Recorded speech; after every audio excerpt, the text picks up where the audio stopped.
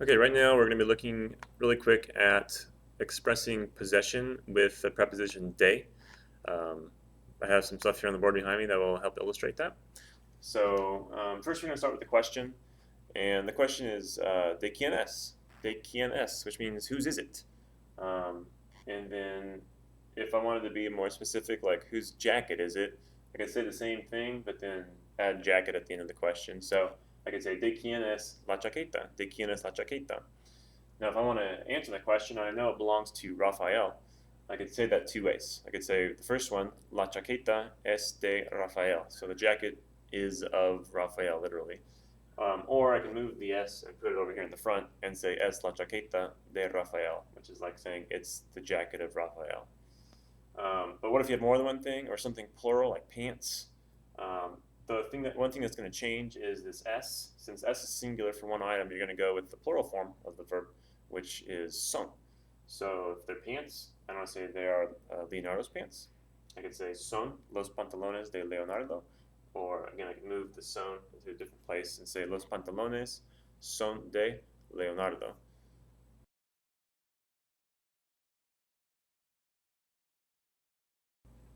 Okay, so we're still looking at expressing possession with de, but now instead of doing it with things, we're going to do it with family members. So to do this, you're going to want to make sure you go back and study your family tree, all of your different family members, because if you don't, then some of this might be harder for you.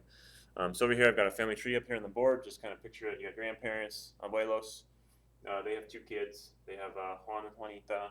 Juan marries Juana. Juanita marries Donatello over here. Juan and Juana have a kid. His name is Shredder. And then Juanita and Donatello have a kid. And his name is Michelangelo.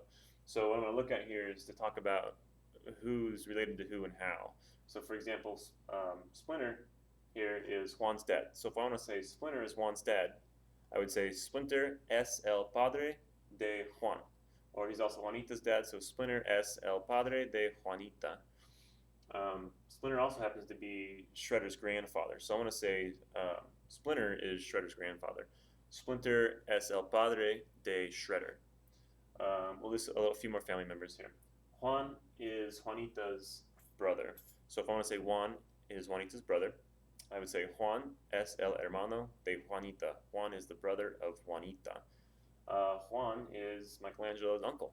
So to say that, I'd say Juan es el tío de Michelangelo. These two guys are cousins. So I want to say Shredder is Michelangelo's cousin. I would say Shredder es el primo de Michelangelo.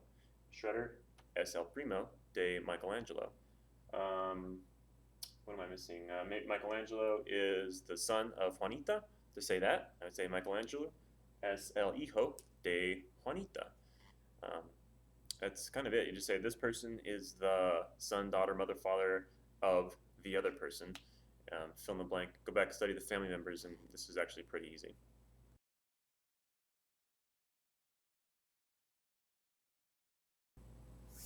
I almost forgot one thing. If we're talking about multiple people, like I want to say these two right here are the parents of this person, then instead of using S, the singular form of Sarah, I need to use the plural form, which is son. So for example, if I wanted to say Splinter and April are the parents of Juanita, I say Splinter y April son los padres de Juanita.